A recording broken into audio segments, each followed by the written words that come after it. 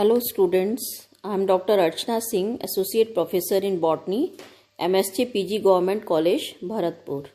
आज हम डिस्कस करेंगे scope and application of microbiology. Scope of microbiology. Microbiology का क्या स्कोप है? Micro organism are present everywhere on earth which includes humans, animals, plants and other living creatures, soil, water and atmosphere. Micro organism जो है वो अर्थ पर सब जगह उपस्थित हैं। ह्यूमंस पर हैं, एनिमल्स पर हैं, प्लांट्स पर हैं, अदर लिविंग क्रीचर्स जो भी हैं उनके ऊपर हैं, सॉइल में हैं, वाटर में हैं और एटमॉस्फेयर में हैं। Microbes can multiply in all three habitat. सभी जगह यह मल्टीप्लाई करते हैं और इनका नंबर जो है वो बहुत ज़्यादा होता है। और यदि हम किसी सेल का, लिविंग सेल का कंपैरिजन करें तो माइक्रो ऑर्गेनिज्म के मल्टीप्लिकेशन होने के कारण इनका नंबर जो है वो ज़्यादा होता है। Micro organism are relevant in all of us in a multitude of ways. The influence of micro organism in human life is both beneficial as well as detrimental also. इनका जो उपयोग है माइक्रो ऑर्गेनिज्म का human life के अंदर वो लाभदायक भी है और हानिकारक भी है। For example, micro organism are required for the production of bread, cheese, yogurt, alcohol, wine, beer, antibiotics. Example penicillin, streptomycin, chloromycetin और इसके अलावा vaccines, vitamin, enzymes and many more important products. तो माइक्रो ऑर्गेनिज्म का जो useful उपयोग है वो क्या है? ज़्यादातर इंडस्ट्रीज के अंदर है, बेकरी के अंदर इसका बहुत उपयोग है, एंटीबायोटिक्स के प्रोडक्शन में माइक्रो ऑर्गेनिज्म का एक विशेष उपयोग है, वैक्सीन्स बनाने में, विटामिन्स बनाने में, एंजाइम्स और बहुत अधिक इम्पॉर्टेंट महत्वपूर्ण प्रोडक्ट्स बनाने में इसका उपयोग है। Microorganisms are indispensable components of our ecosystem. Microorganisms play an important role in the recycling of organic and inorganic material through their roles in the carbon, nitrogen and sulfur cycles, thus playing an important part in the maintenance of the stability of the biosphere.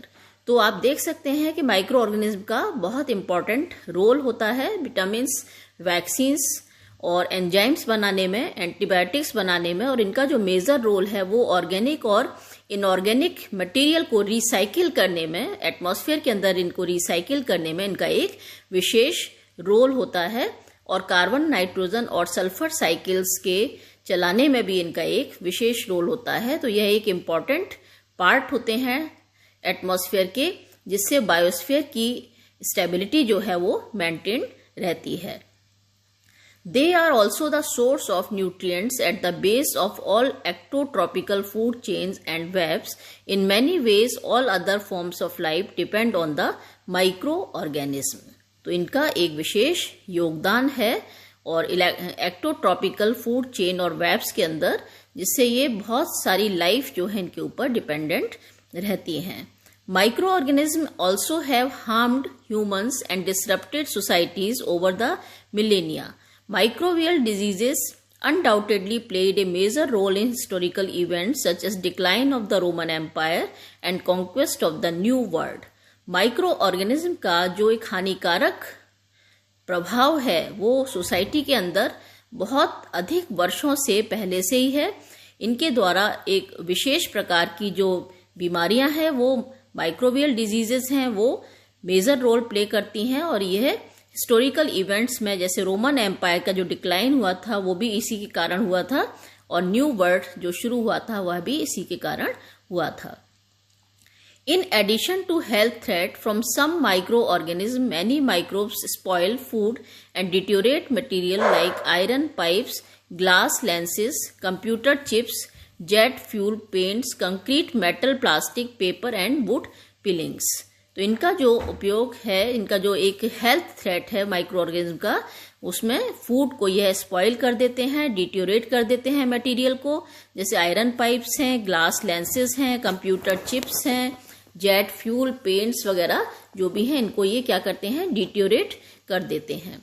There is vast scope in the field of microbiology due to the advancement in the field of science and technology.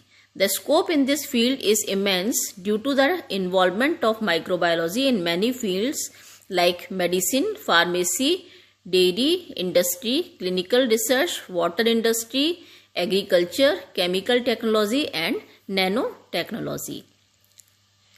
The study of microbiology contributes greatly to the understanding of life through enhancement and intervention of microorganisms.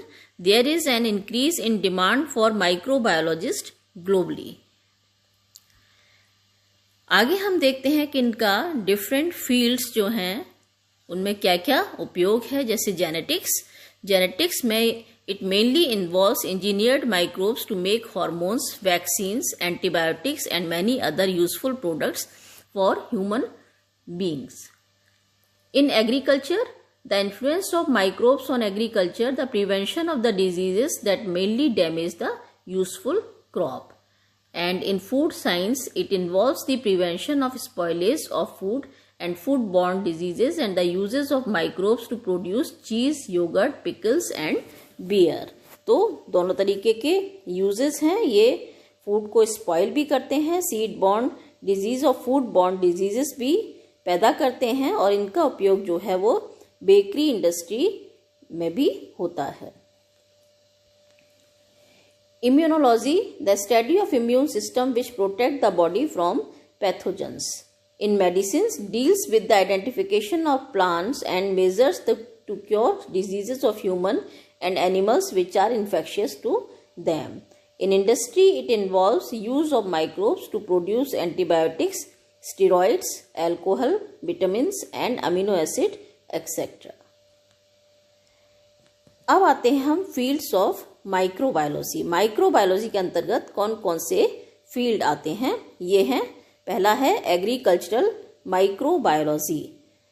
Try to combat plant diseases that attack important food crops, work on methods to increase soil fertility and crop yields, etc. Currently, there is a great interest in using bacterial or viral insect pathogens as substitute for chemical pesticides. तो agriculture microbiology के अंदर यह काफ़ी सारी disease भी cause करते हैं और इसके अलावा यह क्या काम करते हैं, सॉइल फर्टिलिटी को भी इंक्रीज करते हैं और क्रॉप यील्ड्स को बढ़ाते हैं. नेक्स्ट है microbial ecology, biogeochemical cycles, bio remediation to reduce pollution effect. तो माइक्रोबियल इकोलॉजी के अंदर इनका उपयोग कहाँ पर है? बायोजियोकेमिकल साइकिल्स को चलाने में है. जो नाइट्रोजन सल्फर साइकिल है उनको चलाने में इनका एक विशेष योगदान होता है. Food and dairy microbiology, try to prevent microbial spoilage of food and transmission of food borne diseases such as botulism and salmonellose. Use microorganisms to make food such as cheese, yogurts, pickles and beers. तो food और dairy microbiology में इसका विशेष योगदान होता है. Next है industrial microbiology. Industries के अंदर एल्कोहल बनाने में, स्टीरॉइड्स बनाने में, एंटीबायोटिक्स बनाने में, वैक्सीन्स बनाने में, विटामिन, अमीनो एसिड्स और एंजाइम्स बनाने में इनका विशेष योगदान होता है. Next microbial physiology and biochemistry. तो माइक्रोबियल फिजियोलॉजी में ये क्या काम करते हैं? Study the synthesis of antibiotics and toxins, microbial energy production, microbial nitrogen fixation, effects of chemicals and physical agents on microbial growth and survival, etcetera. Microbial genetics and molecular biology. अगला है microbial genetics and molecular biology. इसमें जो इनका उपयोग है वो है microbial strains को पैदा करना एफिशिएंटली और उनसे सिंथेसाइजिंग यूजफुल प्रोडक्ट्स को बनाना. नेक्स्ट है जेनेटिक इंजीनियरिंग. जेनेटिक इंजीनियरिंग में माइक्रोबायोलॉजी का विशेष योगदान होता है. जेनेटिक इंजीनियरिंग के द्वारा बहुत सारे माइक्रो ऑर्गेनिज्म के द्वारा, जो इंजीनियर्ड माइक्रो ऑर्गेनिज्म होते हैं उनके द्वारा हार्मोन्स, एंटीबायोटिक्स, वैक्सीन्स और अदर प्रोडक्ट्स जो हैं वो बनाए जाते हैं. यह काम जीन के इंसर्शन के द्वारा किया जाता है. यह जीन का इंसर्शन जो है वो प्लांट्स और एनिमल्स में करते हैं और उसके करने के बाद में इन प्रोडक्ट्स को बनाया जाता है. अब आते हैं हम एप्लीकेशन ऑफ माइक्रोबायोलॉजी पर. माइक्रोबायोलॉजी के क्या क्या एप्लीकेशंस हैं? Microbiology is one of the largest and most complex of the biological sciences as it deals with many diverse biological disciplines. In addition to studying the natural history of microbes, it deals with every aspect of micro-human and environmental interaction. These interactions include ecology, genetics, metabolism, infection, disease, chemotherapy, immunology, genetic engineering, industry and agriculture. पहले हम आते हैं environment के ऊपर कि environment में इसका क्या एप्लीकेशन है. Microbes are responsible for the cycling of carbon, nitrogen, phosphorus cycle, जिनको हम क्या कहते हैं, जियोकेमिकल साइकिल्स कहते हैं. Maintain ecological balance on earth, ecological balance को यह बनाते हैं. They are found in association with plants in symbiotic relationships, maintain soil fertility and may also be used to clean up the environment of toxic compounds, जिसको हम क्या कहते हैं, bio remediation. Some are devastating plant pathogens but others act as biological control agents against these diseases. तो बहुत सारे microbes जो है वो as a bio control agent के रूप में उपयोग में लाए जाते हैं. नेक्स्ट आता है मेडिसिन्स में इसकी क्या एप्लीकेशंस हैं. मेडिसिन्स में disease causing ability of some microbes such as smallpox, cholera, malaria, they have also provided us with the means of their control in the form of antibiotics and other medically important drugs. Food में क्या applications हैं. Microorganisms have been used to produce food from brewing and wine making, through cheese production and bread making to manufacture of soy sauce. Microbes are also responsible for food spoilage. Food को spoil करने में भी ये काम में आते हैं. और बायोटेक्नोलॉजी में इसका एप्लीकेशन है. Commercial application include the synthesis of acetone, organic acids, enzymes, alcohols and many drugs. Genetic engineering में bacteria can produce important therapeutic substance such as insulin, human growth hormone and interferon. Research में इनका उपयोग है. Because of their simple structure they are easier to study most life processes in simple unicellular organism than in complex multicellular ones. तो बहुत सारी studies जो हैं वो इनके द्वारा की जा सकती हैं क्योंकि इनके द्वारा अध्ययन करना जो है वो आसान होता है, क्योंकि यूनिसेल्यूलर ऑर्गेनिज्म का अध्ययन करना अधिक आसान होता है मल्टीसेल्यूलर ऑर्गेनिज्म के अध्ययन से. Millions of copies of the same single cell can be produced in large number very quickly and at low cost to give plenty of homogeneous experimental material. Because they reproduce very quickly, they are useful for studies involving the transfer of genetic information. अब future of microbiology, क्या future है microbiology का, ये हम देखेंगे. Future challenges such as finding new ways to combat diseases, reduce pollution and feed the world's population. Second point है AIDS, hemorrhagic fever and other infectious diseases. Create new drugs, vaccines, use the techniques in molecular biology and ribosomal DNA to solve the problems. Recombinant DNA to solve the problems. Host pathogen relationships. Study the role of microorganisms as source of high quality food and other practical products such as enzymes for industrial application.